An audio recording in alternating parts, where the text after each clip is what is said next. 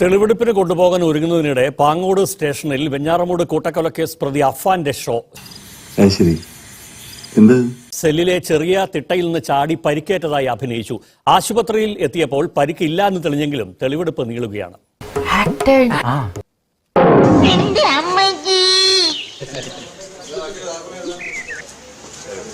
പരിക്കേറ്റുവെന്ന് കരുതി അഫാനെ ആശുപത്രിയിലേക്ക് കൊണ്ടുപോകുന്ന ദൃശ്യങ്ങളാണിത്.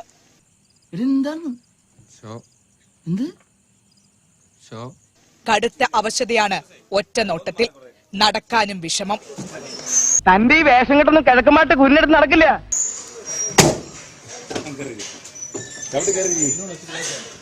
പ്രഭാത കൃത്യങ്ങൾക്കായി വിലങ്ങഴിച്ചപ്പോഴായിരുന്നു നാടകീയ സംഭവങ്ങളുടെ തുടക്കം. ഞങ്ങളുടെ പുതിയ നാടകമാണേ. ഒന്നുകിൽ കളരിക്ക് പുറത്ത്, അല്ലെങ്കിൽ ആശാന്റെ നെഞ്ചത്ത്. നെഞ്ചത്ത് എന്ന് പറഞ്ഞാൽ ഏതാണ്ട് ഈ ഭാഗത്തായിട്ടാണ് ഇവരറിയാ അല്ലടാ.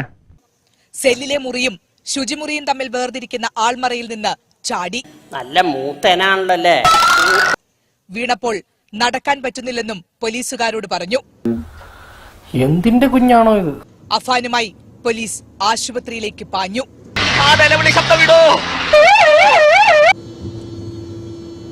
നമ്മളിപ്പോൾ ഒരു ഡോക്ടറെ കാണാൻ പോവാണ്. ഡോക്ടറെ കാണുമ്പോൾ ഡോക്ടർ ചോദിക്കും എന്തെങ്കിലും ബുദ്ധിമുട്ടുണ്ടോ, അതായത് പോലീസ് തല്ലിയോ എന്നുള്ളതാണ്. അപ്പൊ സാർ എന്ത് പറയും? തല്ലില്ലെന്ന് പറയും അല്ലേ. അവിടെ എത്തിയപ്പോൾ തല കറങ്ങി വീണെന്നാണ് ഡോക്ടറോട് പറഞ്ഞത്. അങ്ങനെ അരമണിക്കൂർ കഴിഞ്ഞ് ബോധം തെളിയുമ്പോ ഞാൻ അബോധാവസ്ഥയിൽ കിടക്കുകയായിരുന്നു.